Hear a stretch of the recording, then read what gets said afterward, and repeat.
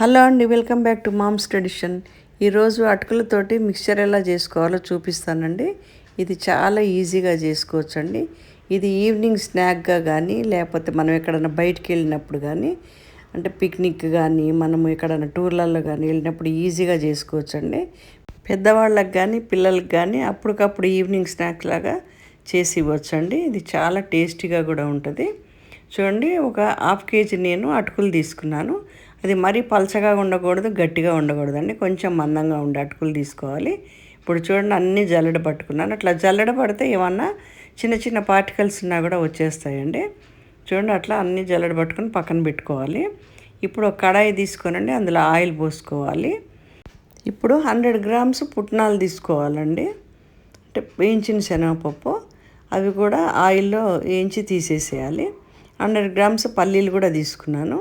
పల్లీలు కూడా ఇట్లా బ్రౌన్ కలర్ రావాలండి. బ్రౌన్ కలర్ వచ్చేంత వరకు ఆయిల్లో వేయించుకొని అవి కూడా తీసేసేయాలన్నమాట. ఇప్పుడు ఇంకా కొబ్బరి ముక్కలండి, ఎండు కొబ్బరి ఉంటుంది కదా, కొబ్బరి ముక్కలు కూడా అన్నీ ఇట్లా సన్నగా కట్ చేసుకొని అవి కూడా వేయించుకోవాలి. చూడండి, అట్లా మంచి బ్రౌన్ కలర్ రావాలి, అప్పుడే టేస్ట్ వస్తుందండి. ఇట్లా వేయించుకున్న తర్వాత అవి కూడా తీసేసి ఆ ప్లేట్లోనే పక్కన పెట్టేసుకోవాలి. ఇప్పుడు కరివేపాకు వేసుకోవాలండి, ఒక 4 రెమ్మల కరివేపాకు. మళ్ళీ పచ్చిమిర్చి కూడా సన్నగా తరుక్కొని పచ్చిమిర్చి కూడా అందులోనే ఆయిల్లోనే వేయించేసుకోవాలన్నమాట. ఇవన్నీ వేస్తేనే అవి టేస్ట్గా ఉంటుందండి మిక్చర్ అంతా. కావాలంటే ఎల్లిపాయలు కూడా దంచి అందులో వేసుకోవచ్చండి. నేను వేయలేదు, టేస్ట్ ఉండదని చెప్పి. నేను 500 గ్రామ్స్ అటుకులు తీసుకున్నా కదండి, అందులో ఆ సగం సగం చేసేసి 250 గ్రామ్స్ ఏమో మొత్తం ఆయిల్లో వేయించి తీసేసాను. ఇంకా సగం 250 గ్రామ్స్ ఏమో ఆయిల్ లేకుండా వేయించుకున్నాను నేను. అట్లా రెండు సపరేట్గా వేయించి వేరే వేరే ప్లేట్లలో వేసుకున్నానండి. ఇప్పుడు చూడండి, వేయించుకున్నవి మనం వేయించి పెట్టుకున్నాం కదా, పల్లీలు, పుట్నాలు, కొబ్బరి, కరివేపాకు అవన్నీ వేయించి పెట్టుకున్నాం కదా, అవి అందులో సగం ఇందులో సగం వేసుకుంటున్నాను. చూడండి, ముందుగా ఈ గిన్నెలోనండి ఆయిల్లోంచి తీసేసిన అటుకులండి ఇవి. ఇట్లా అందుకనే కొంచెం ఇట్లా బోలుగా వచ్చాయి చూడండి. దాంట్లోనే కొంచెం సాల్ట్ వేసాను, పసుపు వేసుకుంటున్నానండి. ఒక హాఫ్ స్పూను పసుపు వేసాను, ఒక 1 స్పూను 1.5 స్పూను ఉప్పు వేసుకున్నాను. మీకు ఎంత కావాలో అంత మీరు చూసి వేసుకోండి. మళ్ళీ అందులోనే 2 స్పూన్స్ ఏమో కారం వేసానండి, 1.5 స్పూను ధనియాల పొడి వేసుకున్నాను. ఇవన్నీ వేసి కలిపిన తర్వాత ఏదైతే మనం అన్నీ వేయించి పెట్టుకున్నామో అవన్నీ కూడా సగం ఇందులో కలుపుతున్నానండి.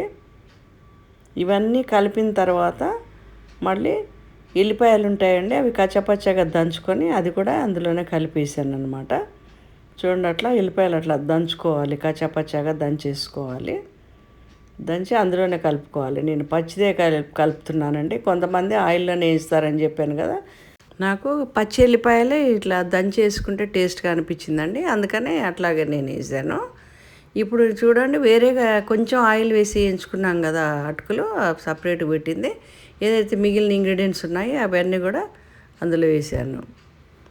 దీంట్లో కూడా సేమ్ కారం, ఒక 2 స్పూన్స్ కారం వేసాను, ఉప్పు సరిపడినంత వేసాను, ధనియాల పొడి ఒక 1 స్పూన్ ధనియాల పొడి వేసుకున్నాను. ఈ ఎల్లిపాయలు కూడా వేసుకోవాలండి, సేమ్ దాంట్లో ఎట్లా వేసాను అట్లానే కచ్చపచ్చగా దంచుకుని వేసుకున్నాను. మీకు ఎందుకు చూపించానంటే, ఒకవేళ ఆయిల్ మీకు వద్దనుకుంటే ఇట్లా కూడా వేయించుకోవచ్చండి. ఇట్లా కొంచెం ఆయిల్ వేసుకొని కూడా మీరు చేసుకోవచ్చు. లేదు మాకు ఇట్లాగే కొంచెం ఇట్లా బోలుగా ఇష్టం అనుకుంటే అట్లా ఆయిల్లో కూడా దేవి కూడా తీసుకోవచ్చండి. అది మీ ఇష్టం అండి, మీరు ఎట్లా అంటే అట్లా చేసుకోవచ్చు.